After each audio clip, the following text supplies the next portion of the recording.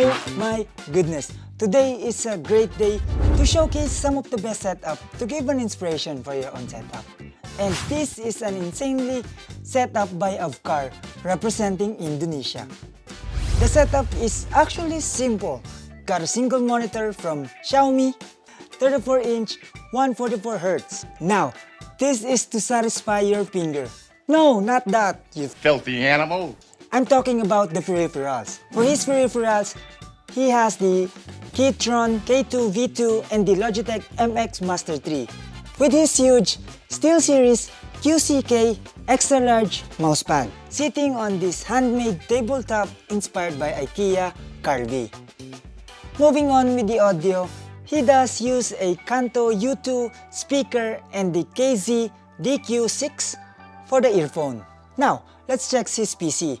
Inside this Lian Li case, got a Ryzen 5 5600X, Asus ROG B550i, Galax RTX 3060 Metal Master, and a Corsair RGB Pro SL32GB and a 1.5TB SSD.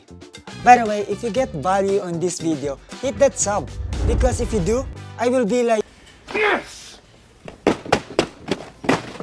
okay, now, this is where some minds will be blown. NESTOR SHOEMAKER has the one of the most coolest badass when it comes to setup. And let me tell you why. Let's start by checking this table. This table is half cooler and half snack section. Wait, there's more. It has a built speaker and a wireless charger. A dual monitor. Both monitors are from Asus, but the vertical screen is a 4K 60Hz and then the other one is a 170Hz.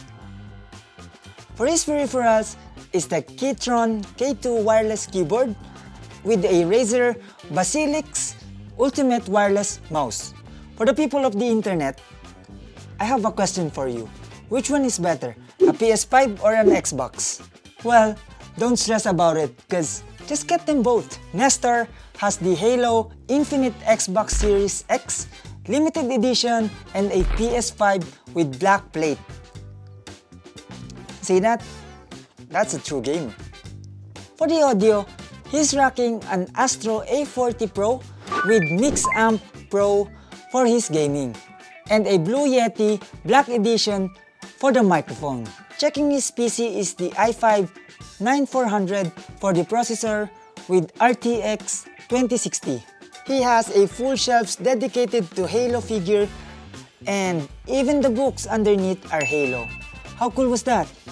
Well, if he likes Halo, this next submitter is a Gundam fan.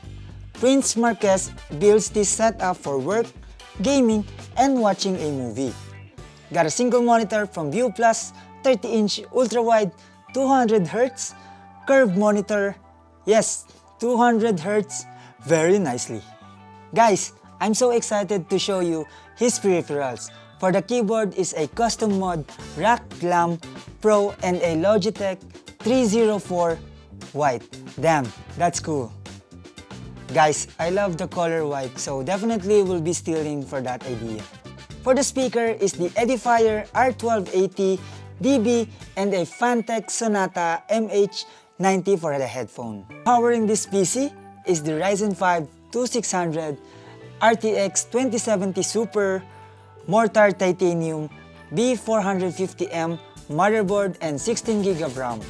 The thing is, if you really want to make your setup to go to the next level, this video alone isn't enough.